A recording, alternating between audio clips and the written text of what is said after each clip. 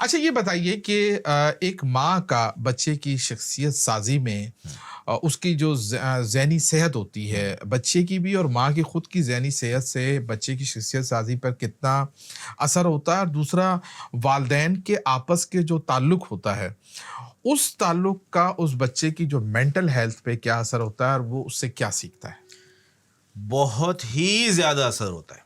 अगर 100% नहीं तो 90% तो होता होगा। कैसे होता है? माँ बाप का आपस में रवैया, माँ बाप का बच्चों से रवैया, इसका बच्चों की मेंटल हेल्थ पे, जहनी सेहत पे बहुत ज्यादा असर चलें कुछ होता है। सिचुएशन बताएं। रिसर्च हुई है बेशुमार, जिनको डिप्रेशन था, एंग्जाइटी थी, जहनी बीमारी थी, सही है। तो उनसे रेट्रोस्पेक्टिव रिसर्च की कि पूछा गया भाई तुम्हारे बचपन में हालात कैसे थे। मेजॉरिटी के अंदर बहुत बड़ी मेजॉरिटी में निकला कि उन पे तशद्दुद, उनको मारना, उनको जलील करना, या आपस में माँ बाप, मतलब वो टेंशन और परेशानी का माहौल उन्होंने देखा है, जुल्म का, लड़ाई झगड़े का, या उनके साथ हुआ है। ठीक है। तो मेजॉरिटी के निकल आया कि उनके घर में ऐसा माहौल था। सही तो है। इससे हम कहते हैं कि वेरी हाई एसोसिएशन, कि जिनके माँ बाप आपस में लड़ते रहते हैं या बच्चों के साथ लड़ते रहते हैं या सज़ा ऐसी देते हैं जिसमें फिजिकल टॉर्चर हो या मेंटल टॉर्चर हो, उनको बड़े होकर जहनी बीमारी होने के चांसेस बहुत ज़्यादा हो जाते हैं। बच्चों को मारने के हक में हैं आप? बिल्कुल गलत है। मारने अच्छा। का तो ना साइंस इजाज़त देती है, ना हमारा दीन हमें इजाज़त देता है। सही है। आप हमारे नबी सल्लल्लाहु अलैहि वसल्लम की कोई ज़ईफ से ज़ईफ हदीस दिखा दें जहाँ सल्लल्लाहु ने बच्चे को मारा बहुत हो। प्यार करते थे नबी करीम सल्लल्लाहु अलैहि वसल्लम बच्चों को। बेइंतहा।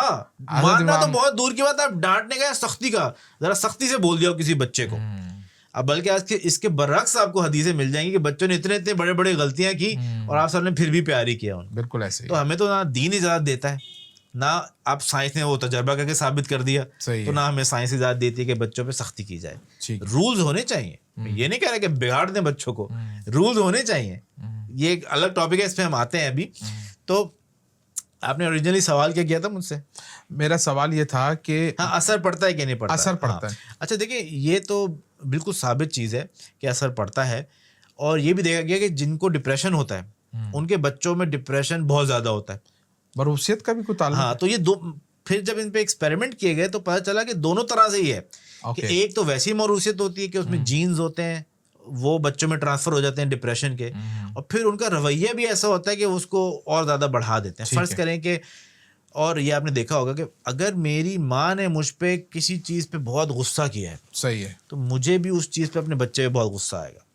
मैं अक्सर मिसाल देता हूँ, मेरी वालदा बुरा ही मान जाएंगी इस बात का, कि घर में होता ये था कि जब बेल बजती थी, छोटी सी बात है हालांकि बहुत, तो अम्मी जो है ना बड़ा गुस्सा करती थी, चीखना चिल्लाना होता था, उठाओ बेल क्यों नहीं, फ़ोन की बेल को उठा नहीं रहा, काम मर गए हैं सब, फ़ोन कब से बज रहा है, एक उनका रवैया था। तो अब जब भी फ़ोन बजता है ना, मेरी घबराहट शुरू हो जाती, दिल की धड़कन तेज़ हो जाती, सुनते आ रहे हैं वो। क्योंकि मेरे साथ ये रवैया रखा रवैया गया। रहा है। ओके। और मेरे बच्चों के साथ भी मैंने ये अनकॉन्शियसली, मुझे पता भी नहीं मैं ये कर रहा हूँ, कि जब भी बेल बजे घर में, मैं कहूँ बेटा क्यों नहीं उठा रहे, क्या हो गया, कब से बेल बज रही है, उठाओ जाके, तो मेरा हाइपर हो जाता था। अच्छा ये बात मुझे, और मैंने कभी नोट ही नहीं की ये बात मेरी बीवी ने नोट करवाई। ओके। अच्छा उसके घर में उल्टा होता था, क्यों कहते बच्चियां जो है बाहर की फोन नहीं उठाएंगी और बेल पे नहीं जाएंगी, तो कभी उठाए तो उनके अम्मा अब्बा डांटते थे, क्यों उठाया तुमने फोन, लड़के उठाएंगे। तो उसका उल्टा था, फोन से उसको चिढ़ होती थी और मुझे घबराहट होती कि जल्दी से उठा लूं। तो उसने कहा कि आप इतना क्यों हाइपर हो जाते हैं, बेल बजने से क्या हो जाएगा, क़यामत थोड़ी आ जाएगी।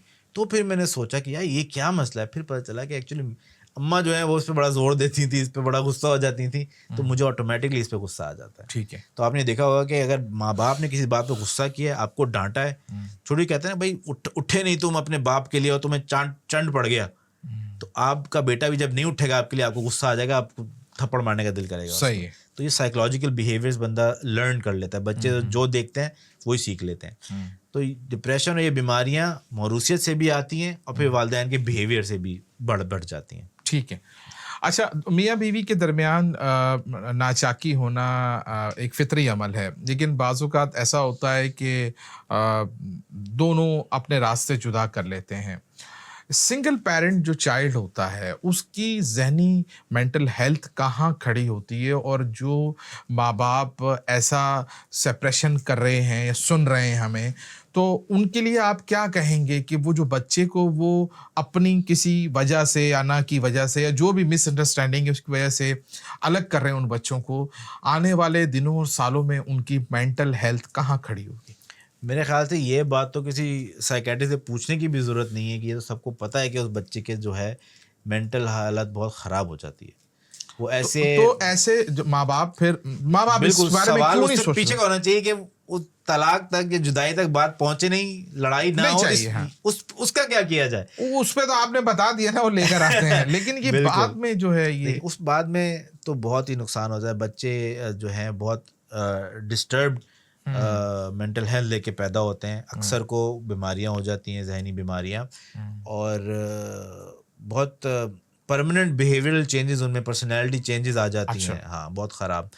ये तो मेरे ख्याल से साबित शुदा बात है, इसमें तो कोई शक की गुंजाइश भी नहीं है। तो मैं अक्सर ये कहता हूँ कि उससे पहले की बात करें कि वहां तक, तलाक तक, जुदाई नौबत तक नहीं आनी चाहिए, नौबत ना आए।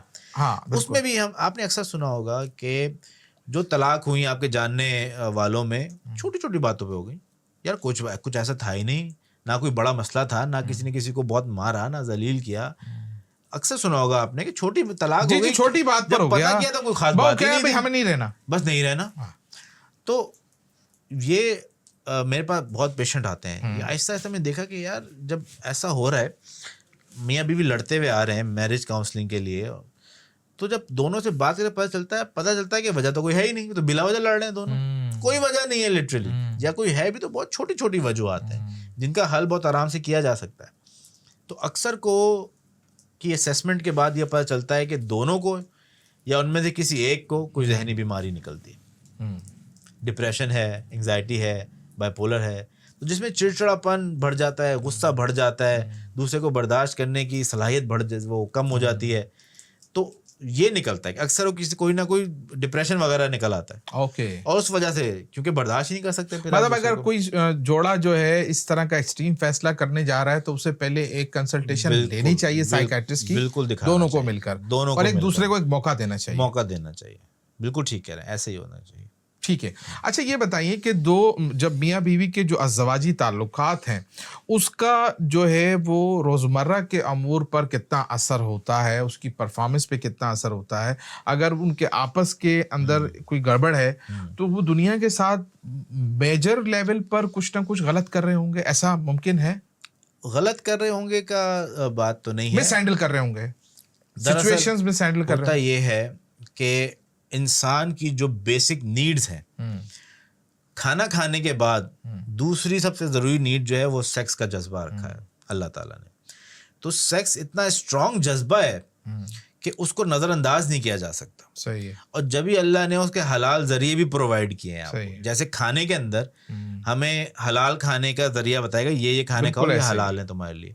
ऐसा तो नहीं कहा कि खाना खाओ ही नहीं, कायनात ने पूरा निजाम वज़ा किया उसके। हाँ, तो इसी तरह अल्लाह ने जब खाने की हमें अंदर हिस्स रखी है तो उसका बताया भी है क्या खाना है। इसी तरह अल्लाह ने हमारे सेक्स का जज्बा भी बहुत स्ट्रॉन्ग रखा है और उसका जरिया भी बताया कि कैसे उसको सही तरीके, हलाल तरीके से निकाला जाए। मैं इसलिए ये कह रहा हूँ क्योंकि हमारा अमूमन कल्चर का, हमारे माहौल का एक, कहते तो नहीं है बज़ाहिर, मगर ये होता है कि जो ज़्यादा सेक्सुअल ख्यालात हैं या सेक्सुअल ड्राइव जिसकी ज़्यादा है वो बुरा इंसान है। अच्छा, एक जनरल ये परसेप्शन होता है ना, 4 आपके दोस्त हैं, एक बहुत ज्यादा सेक्सी बातें करता है तो आप ये कहेंगे ये तो बड़ा बदमाश इंसान है, यही ख्याल आता है। हाँ, ऐसे ही है। जबकि ऐसा नहीं है। ओके। ये एक नेचुरल जज्बा है जो अल्लाह ने रखा है, किसी का ज्यादा किसी का कम, भूख भी किसी को ज्यादा लगती है किसी को कम, लेकिन ये टॉपिक टैबू है एक, मगर ये टैबू है। तो बजाय इसको आप छुपाएं, उसको सही हलाल जरियों में इसको निकालें, इसको नजरअंदाज नहीं करें, उसको दबाएं नहीं, दबाने से नहीं दबेगा। ठीक है। उसको अब मैं आपको बताऊं, यहाँ पे शादी करना कितना मुश्किल है, बहुत मुश्किल काम है। मेरे ख्याल से हराम काम करना आसान है, हलाल काम मुश्किल है, बहुत मुश्किल है। तो फिर, और ये जज्बा आप दबा नहीं सकते, तो आपका माशरा तो इस तरफ जाएगा। उसके बजाय आप शादी को आसान कर दें भाई। शादी तो बहुत मुश्किल काम है। शादी बहुत मुश्किल काम है भाई। बच्चा पढ़ेगा, फिर उसकी नौकरी लगेगी या बिजनेस होगा, जब स्टेबल हो जाएगा फिर शादी होगी, 50 लाख रुपए लगेंगे। हाँ, कम से कम। तो आप एक ये बहुत स्ट्रॉन्ग जज्बा है और इसको भी, इस ख्वाहिश को पूरा होना बहुत ज़रूरी है। ठीक है, फाइनेंशियल इस्तात होना एक बहुत ज़रूरी है, ज़रूरी चीज़ है। और हमारे हदीस भी है इसके ऊपर कि तुमने इस्तात हो तो शादी करो, नज़रों को नीचा रखता है। और तो मगर इसके लिए बहुत ज़्यादा ज़रूरत नहीं होती, खाना पीना पूरा हो यार, घर के 10 अफराद हैं, 11 हो जाएंगे तो कौन सा अजाब आ जाएगा। अब ठीक है, नहीं जाए ना भाई हनीमून पे अमेरिका, बाली वाली नहीं जाए हम हनीमून पे, ज़रा सादगी से रहें। सही है। तो शादी ज़्यादा ज़रूरी है। ठीक है, वो आप पूरा करें सही तरीके से, माशरे के अंदर भी, तो ये जो सेक्सुअल परवर्जन है और डिवियंस है ये भी कम होगी। ठीक है।